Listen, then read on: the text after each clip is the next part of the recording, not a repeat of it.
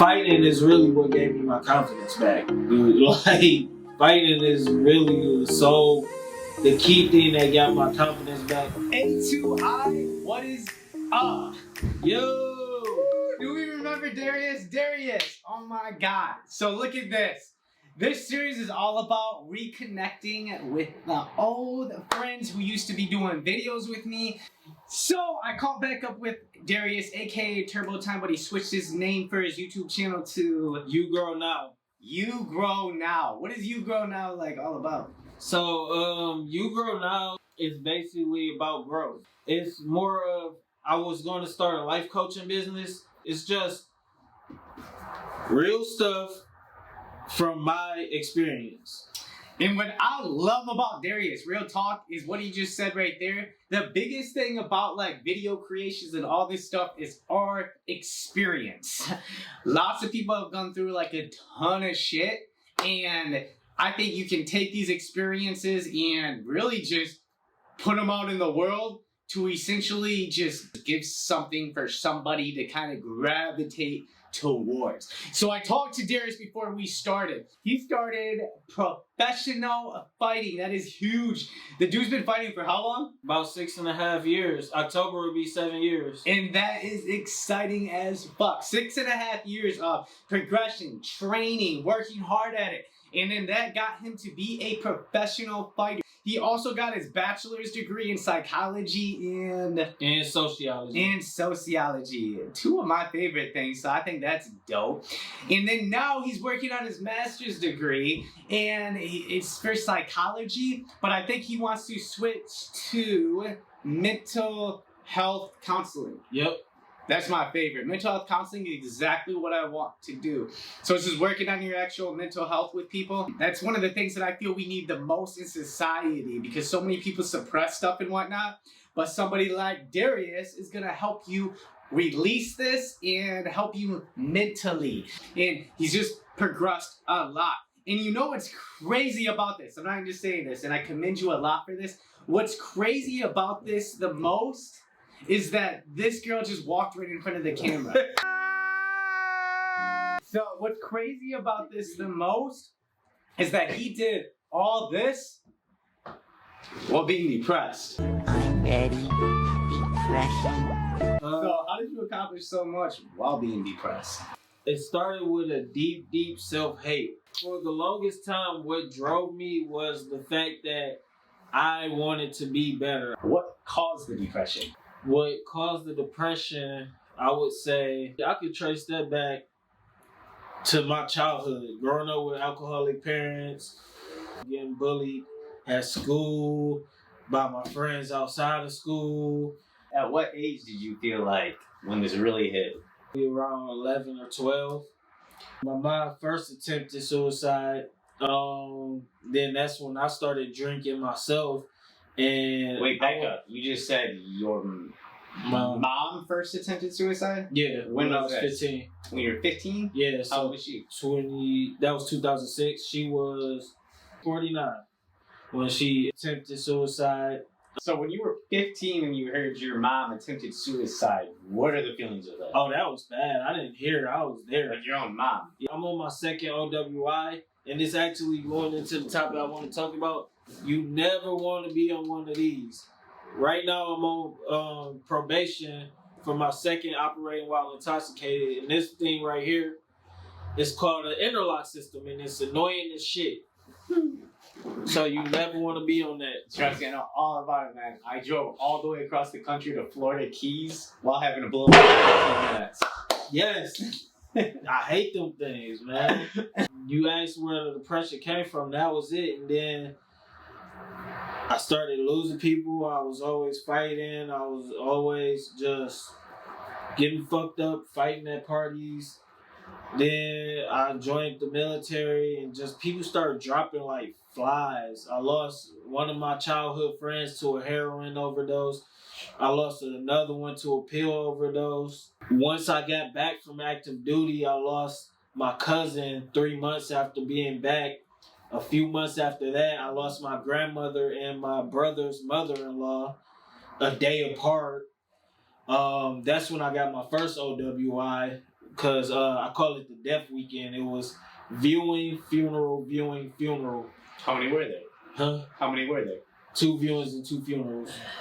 So 2 altogether, 2 people. A day apart is how they died. Then, a few months after that, my father was diagnosed. So then, fast forward 2 years after my dad got diagnosed, he passes. My dad, being on his deathbed, pushed me to do more in school because I wanted him to see me walk the stage. I was trying to prove something to him. And that added more stress on you, or how did that impact you? Way more pressure. That pushed my depression so far down. When my dad died, that forced me, like, I had been going about it the wrong way. I had been trying to self-diagnose and fix myself. But once I started getting higher up towards my bachelor's in sociology and psychology, I realized you can't self-diagnose. So I started seeing somebody outside to get this right. Without this, you can't do nothing, man.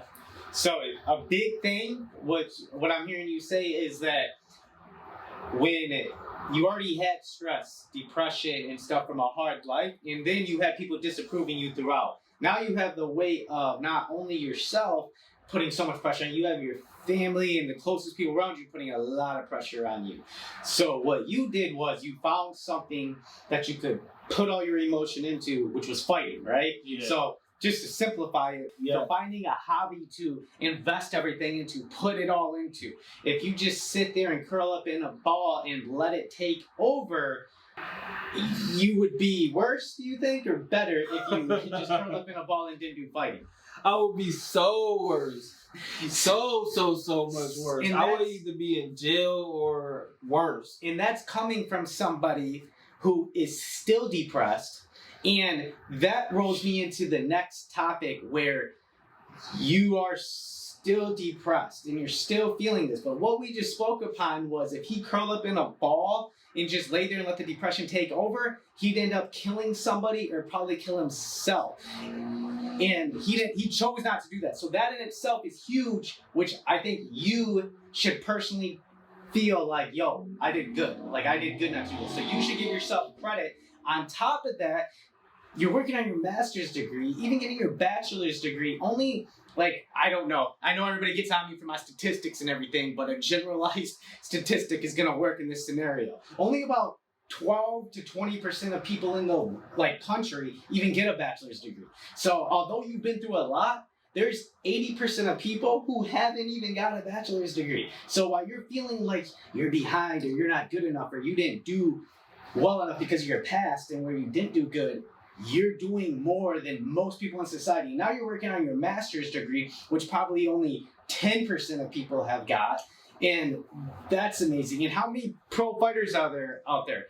Not that many, which is another huge thing for you. So something that I want any of you to focus on who are going through where people are saying you're not good enough, you're going through depression like Darius, like others. Lots of people are. There's nothing wrong with depression. There's nothing wrong with admitting it. Don't be hard on yourself.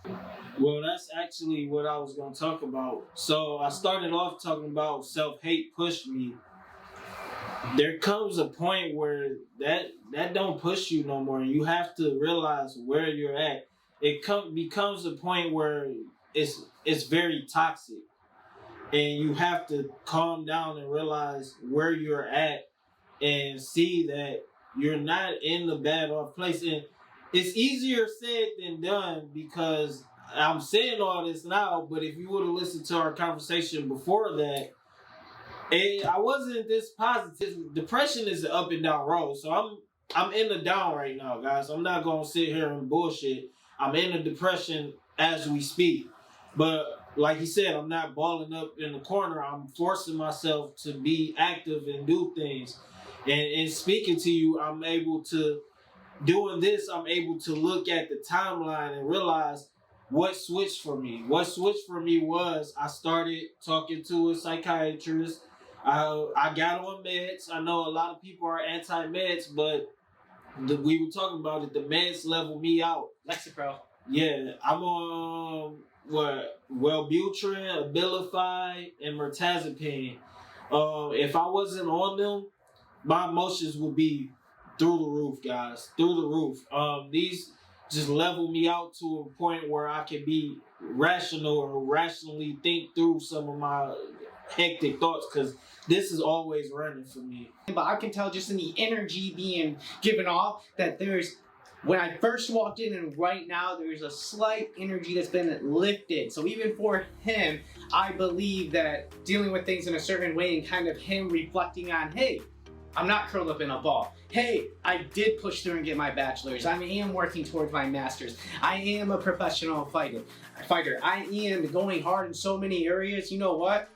I'm not doing as bad as I thought. So the depression's still gonna be there, and that's not necessarily gonna just be gone in some magic potion. But if you can self-reflect on where you've been and where you are, oftentimes you can see the progression. But to relate more as we're going into high emotions, I got a surprise guest for you guys, and we're gonna touch on more topics about suicide and depression. It's even a surprise for her.